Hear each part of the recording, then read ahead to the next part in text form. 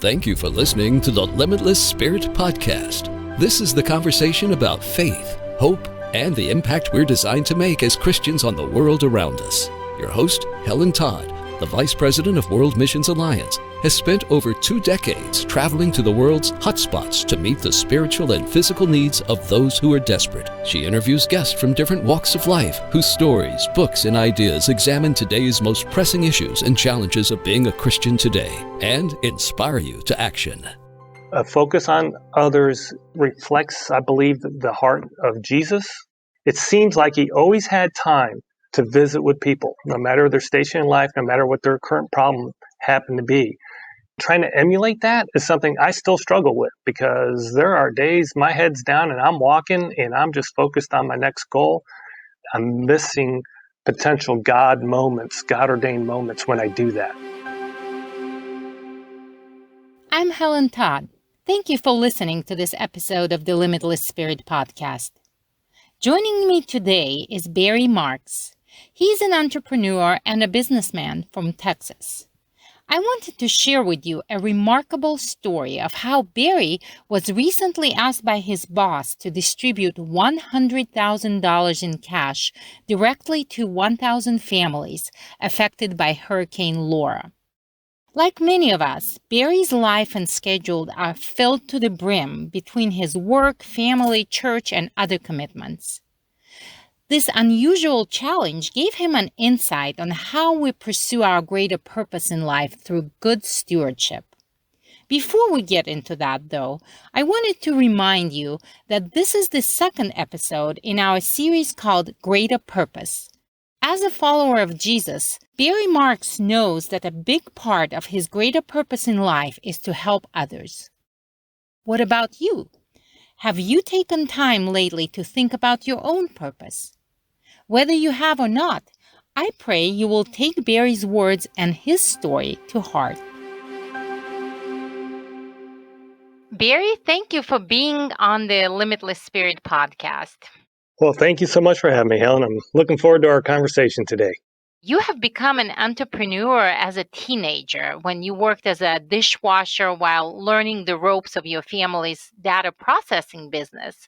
So it seems like this prepared you for your current career, which I find very interesting because you manage simultaneously different businesses in unrelated industries. Yeah, and I think I actually take after my father in this. He always just had a wide range of interests across various business sectors. So I think I've been trained, brought up in, if you will, and blessed with a certain ability to walk into various industries and just supply principles of business and people development, just trying to help people reach their potential. And if we can do that, then the businesses are going to succeed.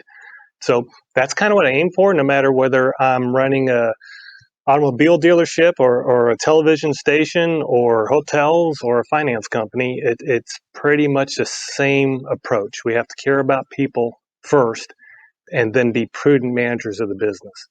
Do you find your career personally satisfying? I do, Helen, but I think like everybody, I have my ups and I have my downs. You know, there are times that I'm having to talk myself out of bed in the morning. Fortunately, I think those are short-lived, but the honest answer would be, I have those moments and I have those seasons where my motivation is fairly low. And it's kind of like when you go through a desert time and you're in our relationship with our Lord. I mean, we just don't get to stay on the mountaintop all the time. Sometimes we're on the plains and sometimes we're deep in the valley. I just try to be honest about the time and the season that it is with myself, so I can allow a certain amount of grace to let that just process and play out. Of course, the mountaintop times are a whole lot more fun. And I'd rather stay there all the time, but in my experience, that's not the case. So you mentioned that unlike most business people who want to eventually work for themselves, you find this idea actually unsatisfying. Yeah, and I can't picture a worse experience in life than just working for myself. We're called to be in community where we discover each other and we discover God and our relationships. And so the best position we can be in is where serving others, and working for others. This is where you really find your satisfaction is meeting the needs of others and serving others. I would say you truly have a heart of a servant. I definitely find that a focus on others reflects, I believe, the heart of Jesus. It seems like he always had time to visit with people, no matter their station in life, no matter what their current problem happened to be. Trying to emulate that is something I still struggle with, because there are days my head's down and I'm walking and I'm just focused on my next goal. And I've just have learned over time, when I do that, I'm missing potential God moments, God ordained moments when I do that. I try to become conscious of it and pick up my head, stop, visit with folks, and just see what's going on in their lives. Speaking of God-ordained moments, let's talk about your recent experience that you really described to me as sort of a turning point in this season in your life. The moment when your boss asked you to give away $100,000 to 1,000 families who were affected by Hurricane Laura. So how did this idea even materialize? The gentleman I work for, named John, he always has a heart for people that have been devastated by something that was completely not of their making. Over the years, we've supported a lot of different organizations, disaster organizations. He really felt like after Hurricane Laura, the Lord was directing him toward direct help and direct conversation with the people affected. What happened on a Sunday afternoon was I got a phone call from John. He said, I want to help these people in the Lake Charles area. I want to give $100,000, but I don't want to do it like we've done in the past. I want it to go directly to the people. So you figure out how that's going to happen and make it happen, and give me a call on Monday and tell me what you're doing. Wow, what an assignment. What did you think about this idea right off the top of your head? I just went to prayer. That is right where I went immediately. I just said, Lord, I don't have good enough ideas to figure out how to give away $100,000 in aid. And I want to trust that you can put the right people in the right place at the right time with the right ideas. And we're going to find a way to get this done. So the next day, Monday, about 11 in the morning, I went over to John's office, and he's going, hey, so how are we going to do this? I said, let's take $100,000 in cash in $100 bills, and let's go bless 1,000 families. So here's $100. I know it's not a ton of money, but I hope it goes far enough to help you meet whatever your most immediate need is. So, Hurricane Laura, it caused, I think, $14 billion worth of destruction, and it killed 77 people, and many people just completely lost their homes, lost their businesses. So did you feel like maybe the magnitude of destruction is much greater than what a $100 bill can accomplish? That is exactly what I thought going into this. I mean, this is completely insignificant compared to what these people are facing. And my experience was exactly the opposite. The impact of, first, it's help that's unlooked for. People were not expecting someone to come up and offer them some help. It took them by surprise. And the way I approached this was, there were really three areas of need that I was hoping we could address. One is providing emotional support. These people have just been through a disaster, and whatever the conditions of their family, their health, their home, just to let them know that there's people who are with them. And the second thing was just the physical support, and I do want to give you a physical blessing, and it's here's a $100 bill for you to spend wherever you need it most. And then the third is spiritual support. And that is, if we don't have our eyes fixed on Jesus, we're going to suffer through this disaster much more than we need to. If we think that all of our resources are limited to the physical and the emotional, it will take its toll. But if we can stop and trust our Father, this disaster did not surprise him. He hears every petition that we put before him. And let's focus on Christ and his provision, and let him carry the burden while we walk through the disaster. And that was my goal, was with each person I encountered, I wanted to provide those 3 layers of support to them. And when I opened up with, would you like to receive a blessing from the Lord? I have something for you. And they get a $100 bill. The fact that someone was there offering support, they've been so stressed and under so much pressure, so many times, just instant tears. How did you do it practically? I mean, here you have like $100,000 in a backpack or something in $100 bills, and you're in the area of disaster. And how did you carry out this task in just the most practical terms? When I got into the area, I just took about $15,000 of it and assembled with some people. Vernon was one of them, a former team member of mine who used to run our hotel here, who's now a deacon in the Catholic Church full-time. And then another gentleman who was a construction worker. His name was Shane. So the 4 of us just drove into the disaster area on Tuesday afternoon with $15,000 in cash. We said, let's figure out how we're going to do this and how we're going to give all this away. First, we tried to go door to door, and we realized that's going to be way too slow. We do not have enough manpower, and it would take weeks to go door to door. So we landed on a strategy of hitting places where people are congregating. Sometimes it was Salvation Army feed trucks. Sometimes it was like a plain old gas station where cars were 30 deep waiting to get gas. We went to the National Guard's Center where they gave away ice and water. The United Way was giving away food at one spot, and that's where this 3rd day kind of kicked in here. And when we left there, we didn't have much money left, and so my partner of the day, Gary, and I just stopped and we prayed and said, Lord, we've only got $3,100 left. That's 31 families. We're just going to drive the car, and I'm asking you to direct the car and our decisions to where you would point us. And so we got into traffic right away, and we see the smoke coming out of this, what looks like it used to be a restaurant. The gentleman's name there was Antonio that owned the restaurant, and he explained to us how the restaurant's destroyed. He used to have a couple awnings where there were eating areas, and they were just crumpled metal over in the corner of the parking lot. I asked him, how much you charging for food here? And his answer was, I'm not charging anything. I'm giving this away to anybody that needs it. Come to find out, his house was completely destroyed in this hurricane. And homes of his family that lived near him were completely destroyed in this hurricane.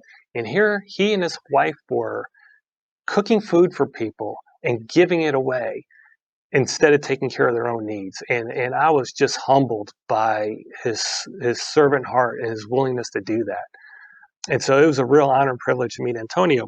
And we just prayed with Antonio, prayed over his business and his family and all that. And it was a really special moment. And I felt like the Spirit was present in that time. And so we hugged it out, and he went back to his restaurant. And so my partner and I, we turned around and we start to walk to the car. And stepping out of the shadows is this gentleman that was wearing this black T-shirt. He had a white headdress on. And he just looked to me like he was up to no good. Up to no good, just maybe. And the first words out of his mouth really surprised me. This guy says, "What were you doing with that man? Were y'all praying?" Yes, we were. We were praying. He's like, "Well, will you pray with me?" And you could have knocked me over with a feather at that point. I was like, absolutely, let's do that. And his next question was, do you know who God is? Yes, I do know who God is. Do you know who Jesus is? And his answer was, no, I don't know who Jesus is. I've gone to churches. I've gone to mosque. I've gone to temples. I've talked to everybody, and all they do is make a lot of noise, and I don't understand any of it. So it gave me a chance to tell him that Jesus was God, and he became a man so that he could speak to us in a human language, so we could understand that the depth of his love and caring for us and the purposes of God. And the whole time I just felt like this man needed to be set free. And I don't know what all from, and I don't need him focusing on it or talking about what all he needs to be set free from. I just kept asking him over and over again, do you want to be set free? And each time I got a yes back with more enthusiasm as we went further and deeper into the gospel message. He wanted to be set free, and he wanted to accept Christ. And at this point, he didn't know anything about the $100 bill, right? This was all happening just spontaneously. He had no clue that there's a physical blessing coming at the end of all this too. But first was he was going to be made new. He was going to become a new creation. And God set this appointment up. He set up Damian for this moment. And I tell you, the difference, he was smiling. The stress that was in his face before, it just dissipated to calmness. And he was just happy, happy, happy. And it was a very special moment. This reminds me of the parable that Jesus told in Matthew 25, verses 14 through 30, about the servants who were entrusted by their master with money. And only those who multiplied it were praised by their master.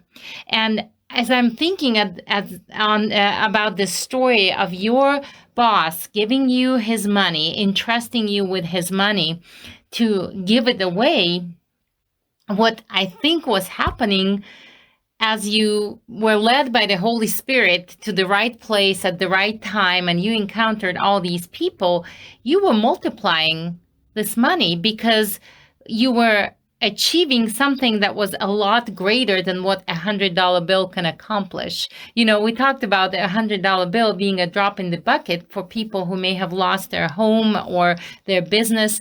But, you know, I'm listening to the story of Damian, who accepted Jesus into his heart, which is really changed the course of his life for eternity. Or Antonio, who was encouraged and blessed. That's a lot more than a $100 bill can accomplish. So in a sense, you were like a good servant who were multiplying the resources that you were given by your master. The way I look at it, reflecting back on it now, the word I'll use is steward. Because of the generosity of John, he assigned me as a steward of this task. Like you say in Matthew 25, here's the money, go multiply it. And this is how I want it multiplied. I want it multiplied by changing people's lives. And in the case of Damian, coming to saving knowledge of the Lord, I mean, how much is that worth? That's worth $100,000 for sure, right?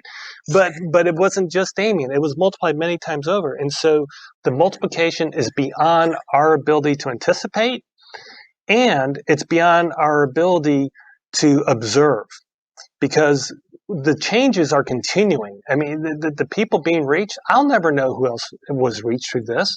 Who knows who Damian touches next? You know, of the cards that we walked up to and the people that we prayed with, you know, who knows who they touch next? And so we always hear the ripple effect, and you cast the pebble into the pond and the ripples go all the way to the other shore.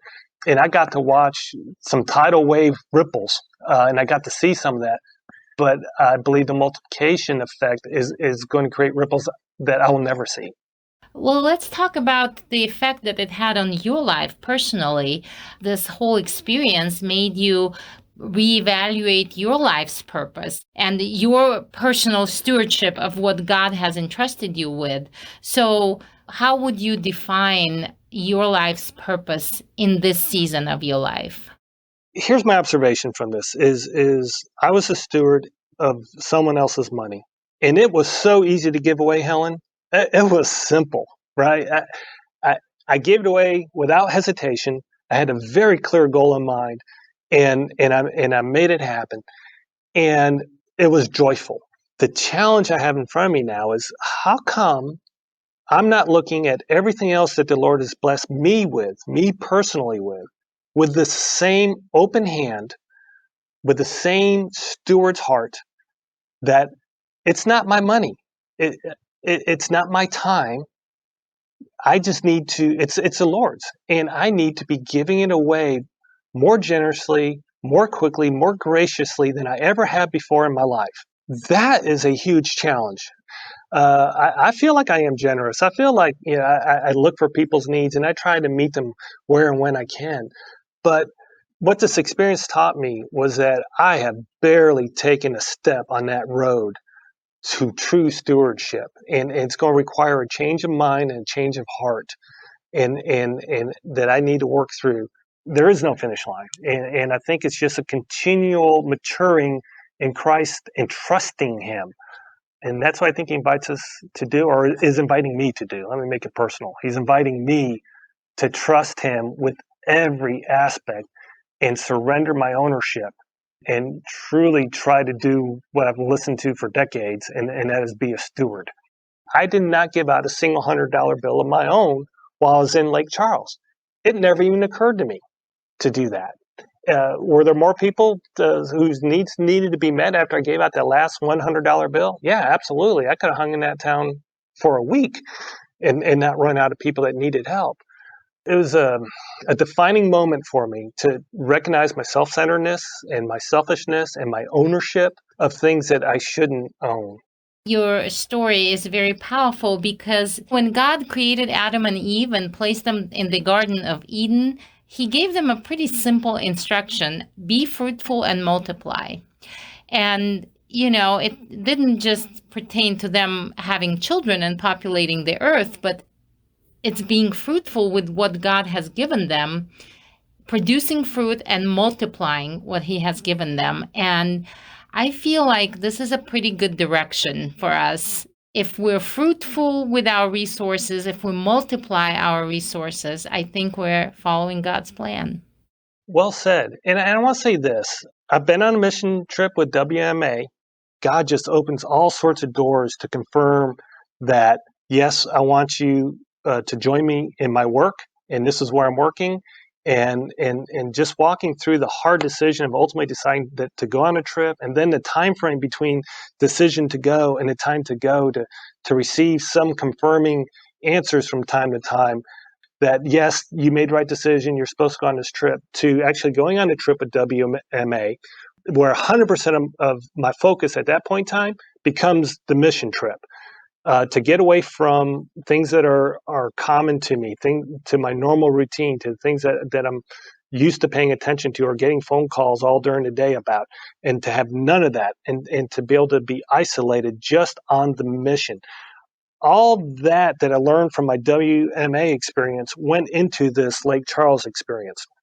As we all are working toward our greater purposes and whatnot, the opportunity to work with WMA and to go through that decision-making process and the commitment and then the actual trip is something that changes the way we think. At least it changed the way that I thought for the rest of your life. That was one trip, but I promise you, it multiplied the effect beyond the area that we served, because everyone who is serving is going back to their home country, in their home area, a different person with a different way of thinking, and the multiplication just keeps going on. I definitely saw the parallels between, helping in the disaster area and our trips in the areas where, something happened. It could be a war or a political conflict or a natural disaster. And obviously, we can't meet all the needs that are there, but we do exactly what you did in the area of Hurricane Laura disaster, just trying to reach one person at a time and let them know that they're not forgotten, that God knows exactly where they are, and he cared to send people all the way from half across the world just to tell them about it. So definitely many parallels. Well, thank you so much, Barry. That was a very exciting story, and I'm so glad we got to talk about it. And I know that our listeners are going to enjoy it very much. Absolutely. Thank you, Helen. Generosity is a journey. I have known Barry for a number of years as a very generous person. I appreciate Barry's candid and ongoing pursuit of becoming a true steward of all the things that God has given to him. That goes hand in hand with finding true fulfillment and purpose in being fruitful and multiplying everything entrusted to us, just like God commanded Adam and Eve. Barry also mentioned taking a mission trip with World Missions Alliance. If you think doing that could be part of God's calling for you, please go to our website to learn more, rfwma.org. And while you're there, be sure also to check out the information about the Greater Purpose Conference. We're planning it in May 2021. You will not want to miss this incredible gathering. Thank you again for listening to Limitless Spirit. Be sure to check back soon for more episodes of how God is helping people find their greater purpose. I'm Helen Todd. Limitless Spirit is produced by World Missions Alliance. If you believe in the importance of the Great Commission, sharing Christ around the world and helping those in need, check out our website, rfwma.org. If you liked what you heard, consider supporting the Limitless Spirit podcast by going to rfwma.org/give. Subscribe to the podcast on your favorite platform and leave us a review. Tune in next week for another exciting episode.